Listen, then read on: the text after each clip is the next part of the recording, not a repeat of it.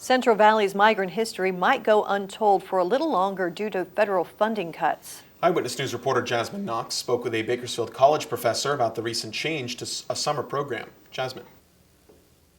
Kerr County is well known for agriculture and migrant history that far too many people are unaware of. CSUB had plans on educating teachers and students across the U.S. about the rich legacy, but that's now being placed on hold. Our program officer didn't even know the grant was terminated because the letter was sent directly by DOJ. And then again, 80% of that staff is laid off, so we don't have anybody to really communicate with. Faculty and staff at CSUB were caught by surprise as they learned the Trump administration terminated a $190,000 federal grant, which funded a program for teachers to learn about the migrant and farm history in Central Valley. This grant, which was part of the National Endowment for Humanities, was originally awarded to CSUB for their upcoming program called California Dreamin', Migration, Work, and Settlement in the Other California. Bakersfield College professor Oliver Rosales, who was one of the teachers in charge of the program, tells me they were completely dismayed by this outcome.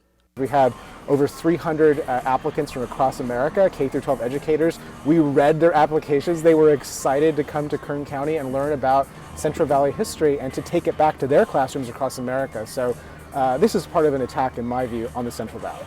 The program's aim was to amplify and bring awareness to the migrant stories that are often overlooked right here in Kern County. So our landmarks here are associated with the story of agriculture, the story of migrant labor. And folks in New York, from Florida, Alaska, Hawaii, were interested in coming to the Valley because of that rich legacy. Allensworth, California, the story of black migration during the Jim Crow era, the story of Filipino immigration, Mexican immigration, as well as the story of Cesar Chavez, Dolores Huerta, and the farm worker movement are all topics that are taught within K-12 settings, but seldom do teachers get a chance to come immerse themselves in those experiences. In addition to this grant being terminated, a few teachers are also now out of work.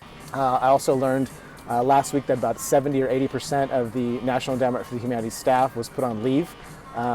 So the humanities writ large right now is under attack. We spoke to a CSUB student who says migrant history is important, and it's a huge disappointment that their stories won't be shared. People like migrant workers, they are so important here in the city, and be aware that the stuff that you do vote on is very important, especially in the community that you are living here today. And so I think it's a shame. I personally have professors that their jobs will be risked next year, and so it is just a shame. CSUB's Chancellor's Office released a statement saying, "We are aware that some campuses across the CSU system have been notified of the NEH funding cancellations. We are reviewing the details as they come available and assessing the potential impact.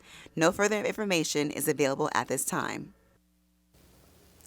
Staff members are brainstorming other ways to fund this program, but Professor Rosales urges locals to contact your member of Congress and tell them that you support the National Endowment for Humanities funding projects for college educators, high school teachers, scholars, and authors.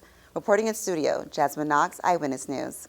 Hi, I'm Rochelle Murcia with Eyewitness News Bakersfield Now on YouTube. Thank you for checking out our YouTube channel where we have tons of great content to choose from. While you're here, go ahead and click on the subscribe button right there. That way you can stay up to date on all the things related within Kern County. Thanks for watching.